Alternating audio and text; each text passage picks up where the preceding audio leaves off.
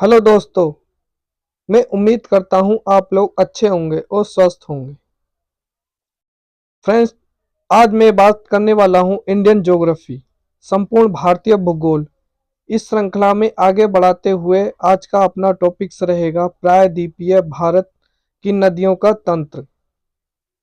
और फ्रेंड्स, दक्षिण भारत में जितनी भी नदियां आएंगी आज इस वीडियो में विस्तार पूर्वक देखने वाले हैं। चलो वीडियो स्टार्ट करते हैं और देखते हैं अच्छे से। ओ फ्रेंड्स, ये सेशन बहुत इम्पोर्टेंट होने वाला है और एग्जाम की दृष्टि से काफ़ी इम्पोर्टेंट भी यहाँ से क्वेश्चंस बनते हैं। चलो देखते हैं।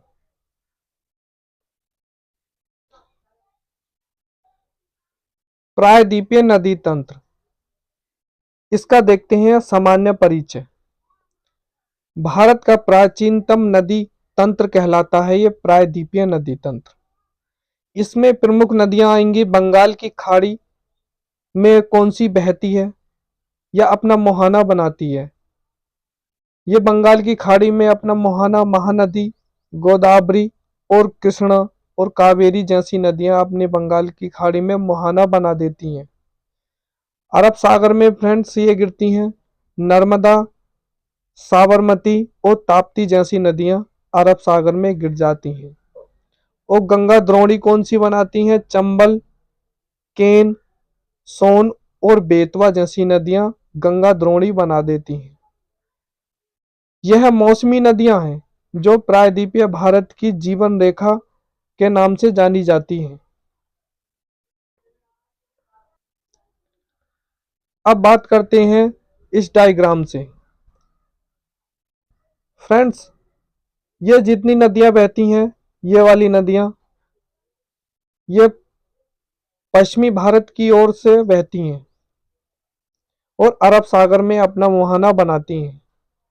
ये नदियां हैं भादर, सतरंजी, साबरमती, माही, नर्मदा, ताप्ती, मांडवी, जवारी, शरावती, गंगावेली, पेरियार और भरतपूजा जैसी ये पश्चिम भारतीय में अरब सागर में गिर जाती हैं। और ऐसे ही इस डायग्राम को समझते हैं। यह बंगाल की खाड़ी बे और बंगाल में जाकर अपना मुहाना बनाती हैं, जैसे हुगली, दामोदर, स्वर्णरेखा, बैतरणी, ब्रह्मणी, महानदी, गोदावरी, कृष्ण और पेन्नार, कावेरी, बेगई और ताम्रपाणी जैसी नदियां अपने बंगाल की खाड़ी में जाकर गिर जाती हैं। फ्रेंड्स, अब बात करते हैं इनके एक एक नदियों के बारे में विस्तार पूर्वक देखते हैं। अब कुछ बात कर लेते हैं विशेषताएं। प्रायद्वीपीय नदियां अत्यधिक प्राचीन हैं जो अपने आधार तल को प्राप्त कर चुकी हैं। इसमें ढाल देखते हैं। विंध्याचल के उत्तर में दक्षिण से उत्तर चंबल और सोन जैसी नदियां काफी ढलान लेती हैं। भ्रंश घाटी में पूर्व से पश्चिम की ओर बहती हैं नर्मदा और ताप्ती। नर्मदा और ताप्ती ही भ्रंश घाटी का रूप लेती हैं।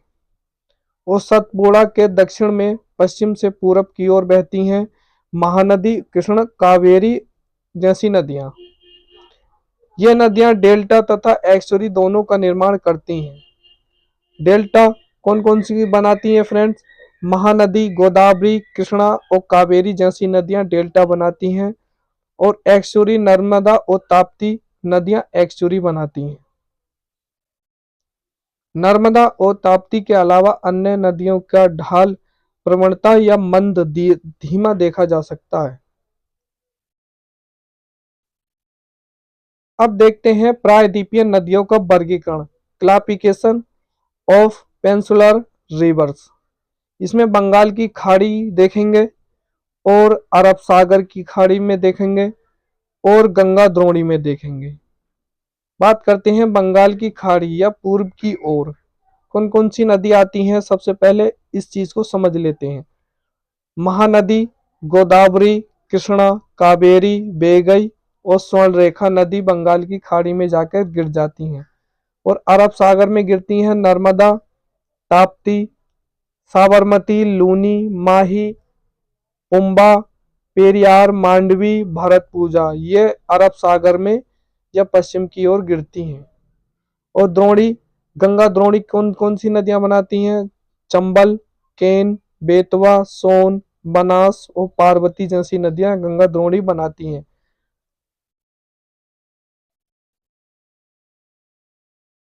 अब पढ़ते हैं बंगाल की खाड़ी या पूर्व की ओर प्रभावित होने वाली नदियां।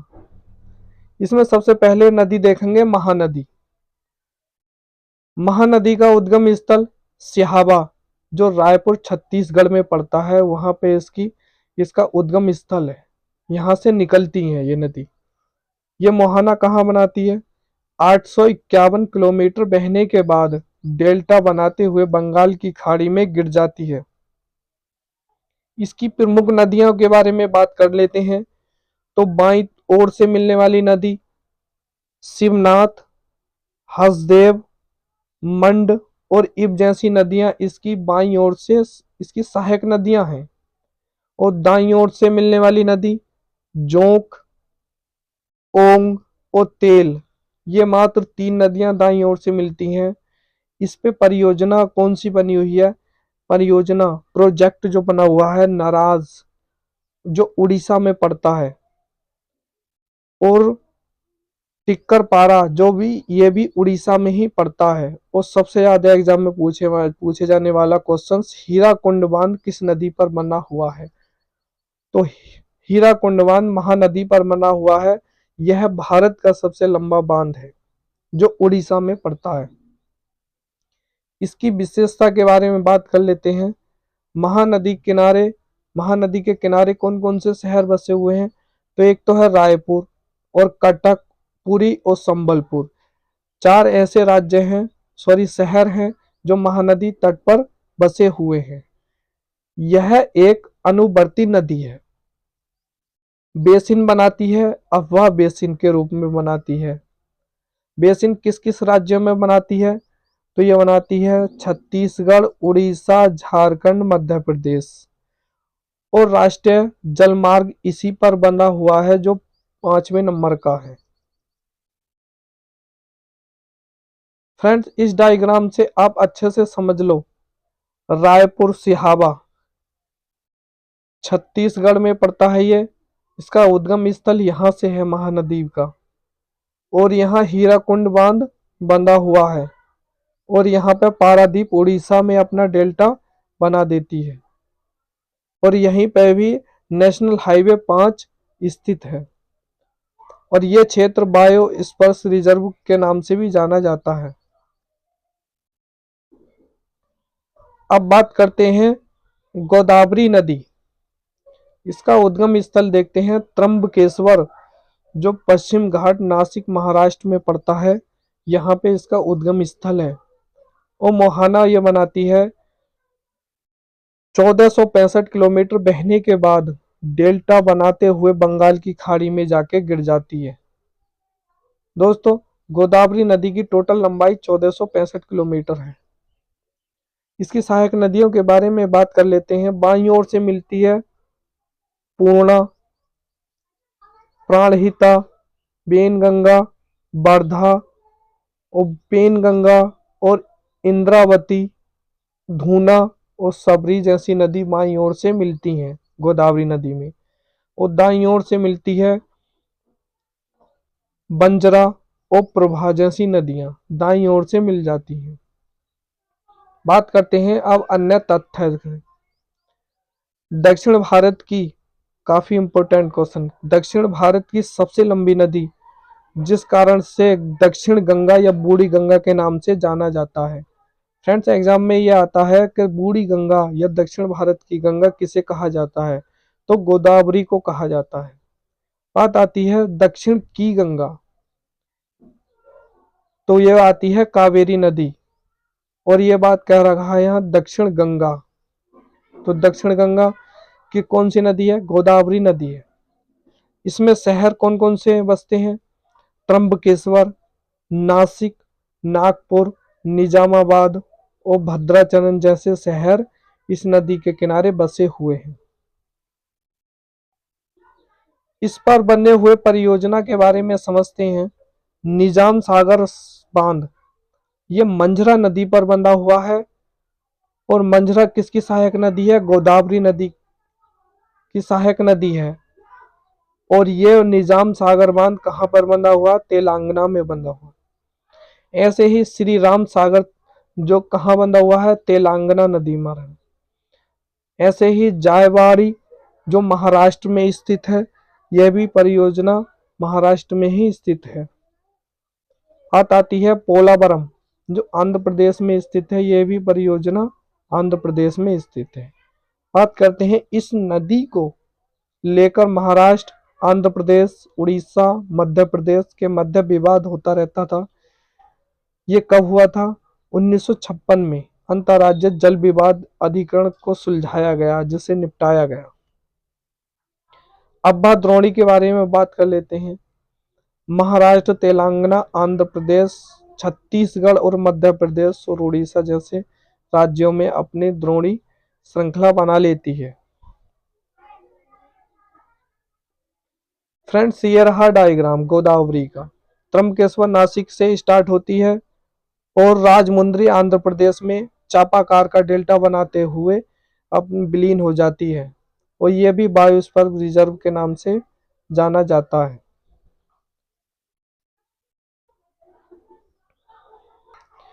फ्रेंड्स, अब बात करते हैं कृष्णा नदी। कृष्णा नदी का उद्गम स्थल महाबलेश्वर जो महाराष्ट्र और पश्चिमी घाट के क्षेत्र में आता है, वहां पे इसका उद्गम स्थल कहा जाता है। इसका मुहाने की बात करें तो 1401 किलोमीटर प्रवाहित होने के बाद डेल्टा बनाते हुए बंगाल की खाड़ी में गिर जाती है। कहां पर गिरती है? आंध्र प्रदेश में। इसकी सहायक नदियों के बारे में बात कर लेते हैं। बाईं ओर से मिलने वाली इसकी सहायक नदियां हैं कोयना, भीमा, मूसी, मुन्नेर। ये बाईं ओर से मिलती हैं। और दाईं ओर से मिलने वाली नदियां घटप्रभा, बाणा, पंचगंगा और तुंगभद्रा जैसी नदियां हैं। अब आगे बढ़ते हैं। इसमें प्रोजेक्ट के बारे में बात कर लेते हैं। कर्नाटक में अलमाटी बांध बंधा हुआ है। और आंध्र प्रदेश में श्रीशैलम, नागार्जुन सागर और तुंगभद्रा जैसी नदियां इसमें मिल जाती हैं। नदी बेसिन भी बनता है महाराष्ट्र में, कर्नाटक, तेलंगाना, आंध्र प्रदेश में। यह जल विवाद 1957 में हुआ। कृष्ण और गोदावरी बेसिन के D6 ब्लॉक में भारत का सबसे बड़ा गैस रिजर्व स्थित है, जिसकी खोज रिलायंस ग्रुप ने 2003 में की थी।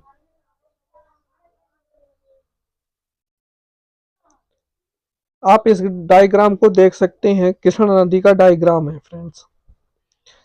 यह रहा महामल्लेश्वर कृष्णा नदी का उद्गम स्थल है।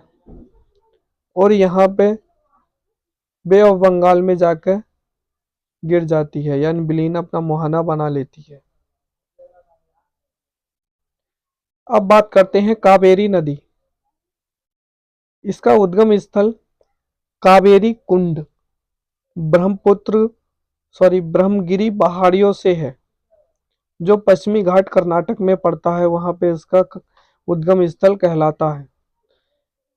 अब इसके मुहाने की बात करें, 800 किलोमीटर प्रभावित होने के बाद बंगाल की खाड़ी जो तमिलनाडु में है, वहां अपना मुहाना बना देती है।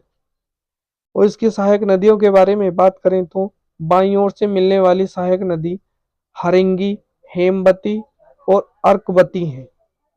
और दाईं ओर से मिलने वाली नदी लक्ष्मण तीर्थ, सुबाणवती, भावनी और अमरावती जैसी नदियां दाईं ओर से मिल जाती हैं। इसमें बात करते हैं आगे। नदी बेसिन के बारे में बात कर लेते हैं। तो नदी बेसिन कर्नाटक, तमिलनाडु, पांडुचेरी और केरल जैसी राज्य नदी बेसिन बनाते हैं। पानी की शुद्धता और वर्ष भर प्रवाह के कारण इसे दक्षिण की गंगा कहा जाता है। ये काफी इंपॉर्टेंट क्वेश्चन है कि दक्षिण भारत की गंगा किसे कहा जाता है, तो कावेरी नदी को कहा जाता है फ्रेंड्स। बात करते हैं प्रायद्वीपीय भारत की एकमात्र 12मासी नदी है जिसमें पूरे साल भर वर्षा का पानी जमा रहता है, यह फ्लो होता रहता है। अब इसके बात करते हैं कारण और इफेक्ट के बारे में बात करते हैं। क्यों रहता है साल भर पानी? इसका रीजन एक दक्षिण पश्चिम मानसून है और उत्तर पूर्व मानसून है, जिससे जल स्रोत होते रहते हैं और सालों साल पानी भरा रहता है। अब इफेक्ट के बारे में बात करते हैं। धान की खेती के लिए अच्छा लाभकारी है ये, और rice bowl of South India के नाम से भी जानी जाती है। अब बात करते हैं परियोजना प्रोजेक्ट। कृष्ण राज सागर जो मैसूर कर्नाटक में बांध बंधा हुआ है, किस नदी पर बसा हुआ है? कावेरी नदी पर।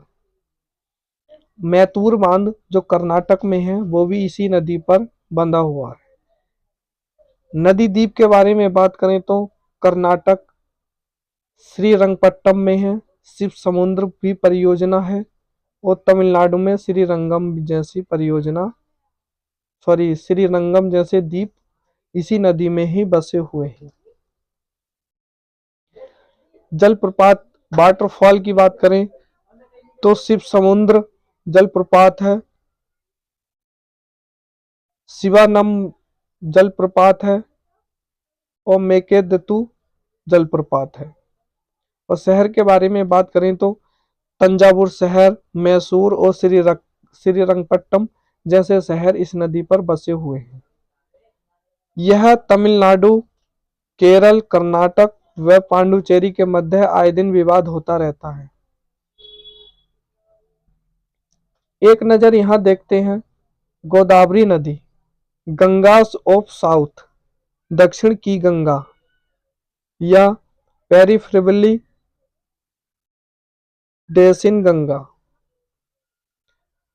कावेरी नदी को कहा जाता है गंगास ऑफ साउथ इंडिया।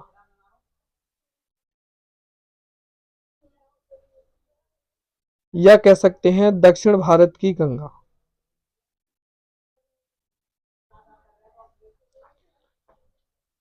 इस डायग्राम से आप समझ सकते हैं ब्रह्मगिरी पहाड़ियों से निकलती है ये नदी कावेरी,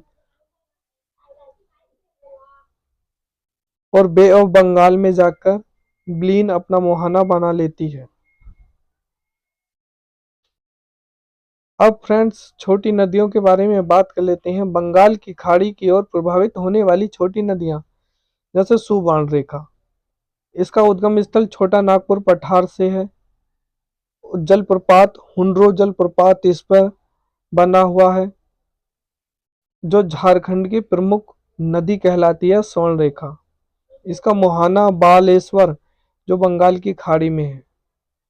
अब बात करते हैं बैतरणी। बैतरणी का उद्गम स्थल उड़ीसा में क्योंझार पठार पर है। इसका मुहाना बंगाल की खाड़ी में बनाती है ये भी।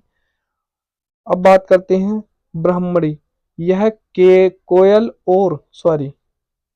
कोयल और शाख नदियों से मिलकर बनती है। कोयल नहीं है, कोयला है। अब बात करते हैं मोहाना बंगाल की खाड़ी में गिर जाती है, और पेन्नार जैसी नदियां उद्गम स्थल कर्नाटक है इसका, और कर्नाटक आंध्र प्रदेश और बंगाल की खाड़ी में जाके अपना मुहाना बना लेती। अब फ्रेंड्स कुछ नदियों के बारे में इन्हीं को भी देख लेते हैं। पल्लार, यह कर्नाटक की कोलार से निकलती है और कर्नाटक, आंध्र प्रदेश और तमिलनाडु बंगाल की खाड़ी में जाकर गिर जाती है। इसकी सहायक नदी पोयनी चेयार है। ऐसे ही बेगाई है, उद्गम स्थल बरसानाथ पहाड़ी तमिलनाडु में है। यह पाक की खाड़ी में गिर जाती है, और मैटूर इस नदी के किनारे स्थित है, और मीनाक्षी मंदिर भी यहीं स्थित है इसी नदी के किनारे। ताम्रपाणी नदी, इसका उद्गम स्थल तमिलनाडु अगस्त मल्लाई पहाड़ियों में है, और मन्नार की खाड़ी में जाकर गिर जाती है। फ्रेंड्स, आज की वीडियो इतनी ही रहेगी। जल्द ही अगला पार्ट लेकर आऊँगा जो अरब सागर और पश्चिम की ओर प्रभावित होने वाली नदियों के बारे में और विस्तार पूर्वक देखने वाले हैं। वो वीडियो काफ़ी इम्पोर्टेंट होने वाली है। फ्रेंड्स, दक्षिण भारत से भी काफ़ी इम्पोर्टेंट क्वेश्चन एग्जाम में पूछे जाते हैं। फ्रेंड्स, आपसे निवेदन है, वीडियो अच्छी लगी हो तो लाइक एंड